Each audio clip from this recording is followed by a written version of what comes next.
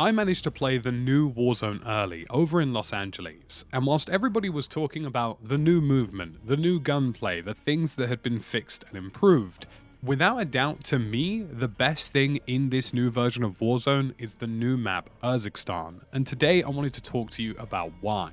Don't get me wrong, there are lots of really positive changes in the new Warzone, including the brand new movement system, which feels a lot more like Modern Warfare 2019. But the reality is that the biggest feature of any Warzone map is how well it plays and how well it flows. And definitely movement and gunplay is part of that, but the bigger picture is that the map is the most essential factor in all of it. And as much as I saw some people say that Urzikstan was decent and good online, I was surprised people weren't singing its praises more. Urzikstan to me, without a doubt, is the best map Call of Duty has produced for a battle royale, and after about 5 hours of hands-on time, that was incredibly clear to me from the get-go.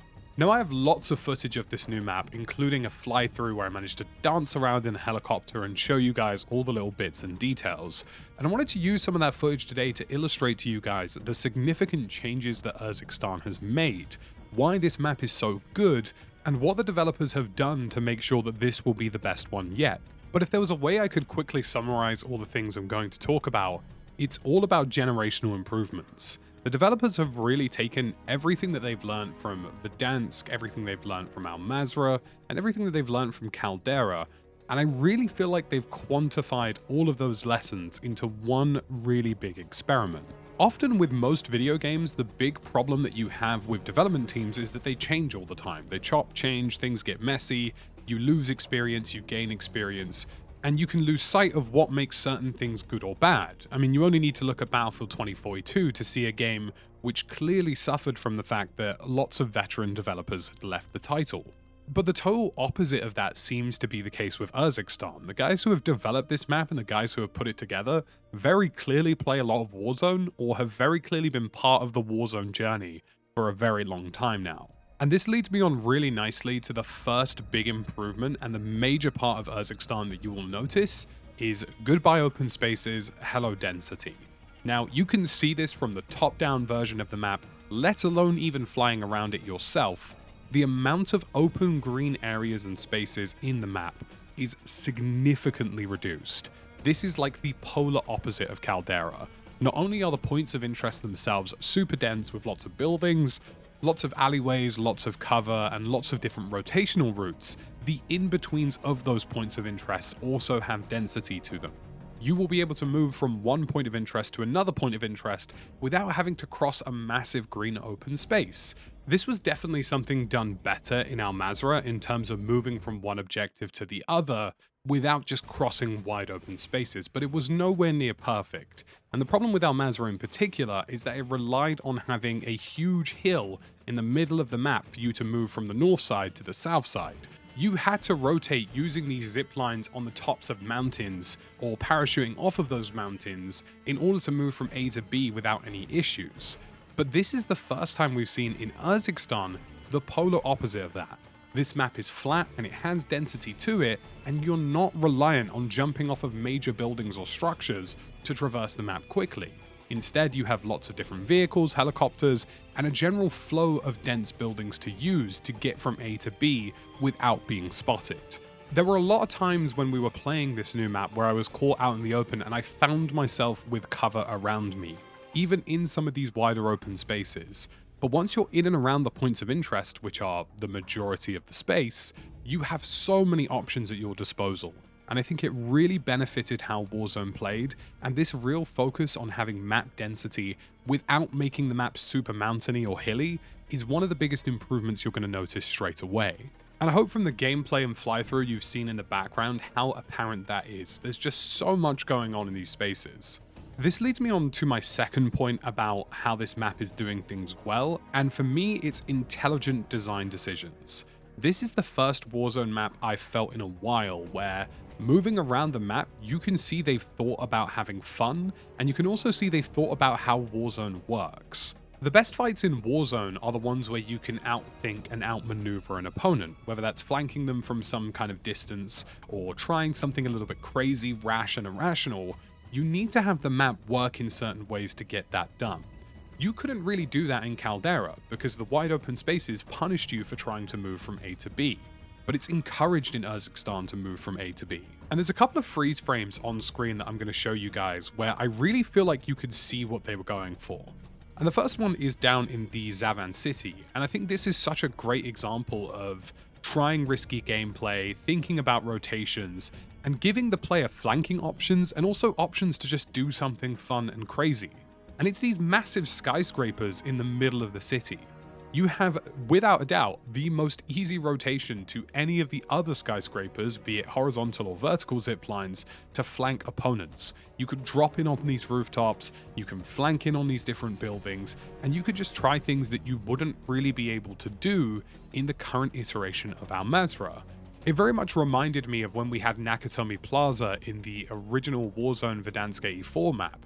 Because the Nakatomi Plaza, although it was a little bit wacky and a little bit crazily designed, the big thing about it was the rotational play it gave you on all the other buildings. And then on the southwest side of the map, I wanted to show you these buildings, which are all staggered and have different heights to them and different verticalities. And again, the entire focus and emphasis on how this point of interest has been designed was to offer these buildings which were very claustrophobic, but have lots of jump ups and flanking routes. They're all staggered at different heights to allow you to challenge opponents and use the buildings to almost ladder your way up through the position to challenge different enemies. And for those of you who played Ground War in the Modern Warfare 3 beta, I'm sure you would agree that those Ground War maps had so many opportunities for you to drop in on opponents and try something a little bit different.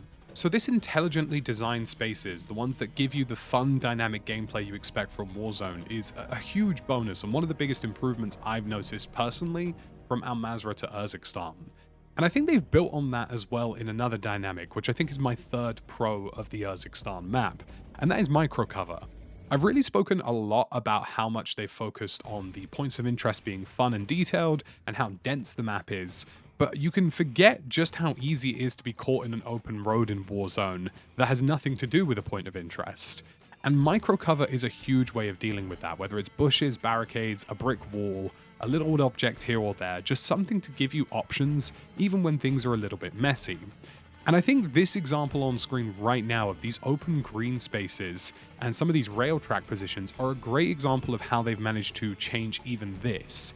Because even though these are open spaces, or spaces where you're definitely at risk if you move from A to B, there's lots of different layers of verticality. There's different layers for you to get some cover and some head glitches, and ways for you to create a distance gap or a cover gap between you and another opponent. Just something as simple as having a bit of variation in the height around you, or having a bit of hard cover can be huge for fun gameplay, allowing you to push opponents from A to B. And I think microcover has been exponentially improved on in Call of Duty Warzone's new map. Urzikstan, I think, is the best example we've seen so far of a map specifically focusing on providing as much cover as humanly possible to cater towards faster movement and gameplay. And speaking of improving gameplay, it leads me very nicely to the next major improvement in Urzikstan, which is fixing water. Water on this map just works. There is a deep amount of water for you to use, but it's no longer visually obscured. You can see your opponents very easily, they can see you very easily, and while water will still offer good options for you to try to escape from opponents, it's no longer this really messy grey area where things just don't work. The number of times I've been in marshlands in Al Mazrah and somebody's just vanished into what can only be described as dirt, and you just can't see them again, is crazy. And the visibility improvements not only to the lighting of the general map in Urzikstan, but also how they've carried that over to probably the most frustrating element of the game, being water, is a major step forward. The waterways in this map feel like a nice addition, rather than something that is a source of frustration. And whilst water isn't super frustrating in the current iteration of Warzone, those of you who play Vondel and some of the other smaller maps as well will definitely understand and appreciate that it doesn't work as well as it could. And again, you now get a third weapon at all given times, a sidearm for you to use in these water systems whenever you want, leveling the playing field for players, making water a good traversal option but not something that's frustrating, and it's just a huge tick box. It's little changes that make a substantial difference to the flow and feeling of Warzone. And the final thing I'll say, with the horizontal zip lines and seemingly a few more vertical zip lines on the map, I feel as though I was moving from A to B in Urzikstan faster than I have in some of the previous iterations of Warzone. That could just be a sort of recency bias on my end, or it could just be just something that I haven't fully appreciated over 5 hours of gameplay. But I will say from an early perception, it seemed like I got from point A to point B, from one POI to another POI, a lot quicker than I have in previous games. It could just be nothing, but I felt it was worth mentioning. That's about it for this Warzone video, folks, covering the new map. I wanted to give you a bit more insight and analysis into why I've really felt that this new map is a positive change. And if you've enjoyed this video and you want all of the content coming into the new Warzone, whether it's loadouts, deep dive mechanics, gameplay changes, make sure you stay subscribed, hit the like button, and I'll see you again in the next one.